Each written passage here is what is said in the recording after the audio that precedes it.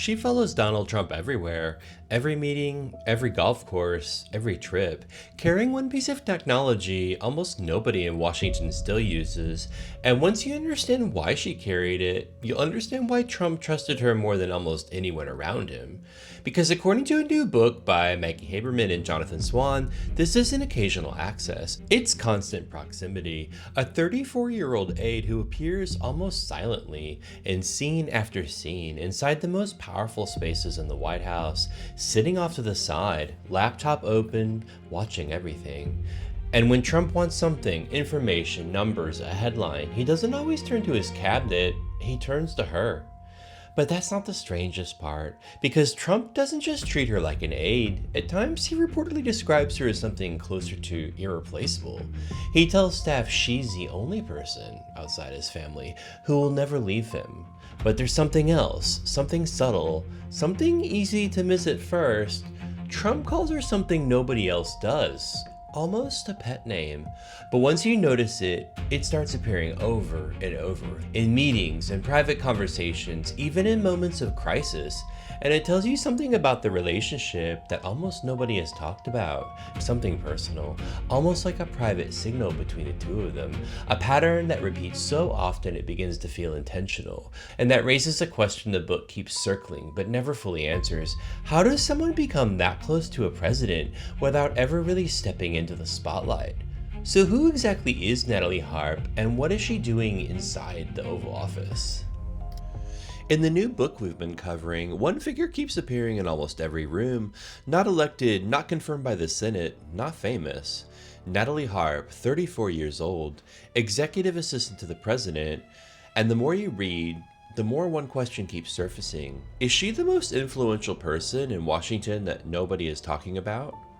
To understand how we got here, you have to go back to early 2021.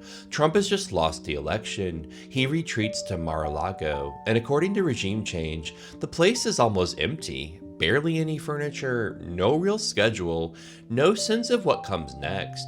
His days are organized around two things: golf in the morning, dinner on the patio at night, where club members would stand and applaud when he walked in. That was it. That was the former president of the United States, the most powerful office on earth, gone. And now this. Natalie Harp starts showing up on the golf course every day without fail. And here's where we get to that device. She's carrying a portable printer and a battery pack to power it on a golf course.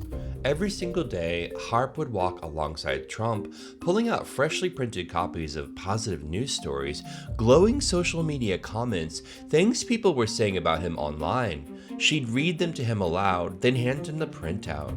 Think about what that is for a second. In a world where everyone gets their information from a screen, she figured out that this man wanted paper, warm off the printer, something he could hold. White House staff would eventually give her a nickname for it. They called her the human printer. But the printer was only part of what she was bringing him, because around the same time, the letters started. Harp began leaving handwritten notes for Trump in his personal spaces, places only he would go, places staff didn't follow. Now, multiple books and sources have reported on these letters by now. Michael Wolff wrote about them first in 2025, describing notes that said things like, "You're the Alpha and the Omega," and "What would I be without you?" But regime change surfaces a specific one that reportedly read, "You are all that matters to me." Susie Wiles, Trump's chief of staff, one of the most experienced political operators in the country, reportedly looked around at all of this and thought to herself, "Where am I?" Sources inside the Trump administration told Vanity Fair they were experiencing what they described as bewilderment and concern. They tried more than once to create a distance between Trump and Harp. It didn't work. And Trump made his position clear. He told the staff directly, "All of you will go off and make money. She'll never leave me." Which brings us to the second term, and the Oval Office, and that name. When Trump won in 2024, Harp came with him to the White House, and she starts appearing everywhere. There's a scene where Trump's meeting with Stephen Miller, Pam Bondi, and Kash Patel to discuss executive orders. Harp is near the door, laptop open. There's a scene where Trump is showing off 3D models of a giant arch he wants to build on the National Mall. Harp instantly prints out photos of Louisiana's arch for comparison. There's a scene, one of the most striking in the whole book, where Trump is watching video footage of the assassination of Charlie Kirk. He asks Harp to pull it up on her laptop. He looks at it briefly, then turns away. "It's horrible," he says. "Poor Charlie. She's in every room, every meeting, every moment." The book describes her as sitting on a chair off to the side, her laptop open, head cocked, listening but never contributing unless ordered to. She fetches Trump 2028 hats from the merchandise room when he asks. She Googles things mid-meeting when his staff can't satisfy him. She pulls the latest stories from Breitbart and Gateway Pundit on demand. And when Trump got his Oval Office gold makeover, the urns, the cherubs, the golden molding he kept jamming onto the mantelpiece, he asked his staff what they thought. Most responses were polite, muted. Natalie Harp gushed with delight. And now, that name. When Trump calls for her, he doesn't say Natalie. He says Natalie, French pronunciation. It comes up again and again throughout the book. In the tariff meeting, when Musk's post hit dozens of times across dozens of scenes, Natalie, get me my phone. Natalie, do your computer thing. Give me the real numbers.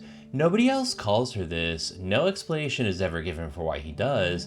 And somehow that unexplained detail, that tiny linguistic choice he makes every single time, might be the strangest thing in his entire story. Because it suggests something beyond just reliance, beyond just utility. It suggests something almost personal, which is exactly what her brother thinks is going on. Recently, Natalie Harp's estranged brother gave an interview to the Daily Beast. His name is Preston. He's 38, and the two of them became estranged after their father died by suicide in July 2020, right in the middle of the chaos of Trump's final year in office. Preston says he doesn't think that the relationship between his sister and Trump is what some corners of the internet want it to be. He thinks it's something else. "I think she does see Trump as a kind of father figure," he said, "because he embodies the doctrine of American exceptionalism. He described his sister as someone who acted like she wished she had a different dad, someone who did embody that doctrine. Their real father," he says, "simply didn't." Sit with that for a second. A woman who loses her father at one of the most turbulent moments in American political history, and who, in the aftermath, becomes the most constant companion to the man at the absolute center of that turbulence. Printing his news, writing him letters, sitting in the corner of the most powerful room in the world, waiting to be called upon. Whether or not you draw any particular conclusion from that, the psychology is undeniable, and it raises a question that the book gestures at but never fully answers. Here's what actually matters about the story. Beyond the speculation, beyond the letters, beyond the French nickname, Trump, according to this book, rarely browsed social media himself in his second term. He wasn't doom-scrolling X the way he used to. He wasn't consuming the full chaos of what was happening online. His picture of reality came from two places, Fox News and whatever Natalie Harp printed out and brought him. That's it. That's the filter between the most powerful man on earth and the information he used to make decisions. Not a National Security Council, not an intelligence briefing, not a chief of staff. A 34-year-old woman with a portable printer and a battery pack deciding every single day what the president got to see. We spend so much time analyzing Trump's policies, his cabinet, his legal battles, his feuds with Elon Musk and foreign leaders, but the people closest to him, the ones shaping what version of reality actually reaches him, those people barely get discussed, and one of them has been sitting in a chair against the wall of the Oval Office this whole time, waiting for him to call her name, even if it's not quite her name. If you enjoyed this video, please like and subscribe to help me bring you more deep dives into political and cultural mysteries. If you want more like this now, please watch the suggested video that pops up on screen now.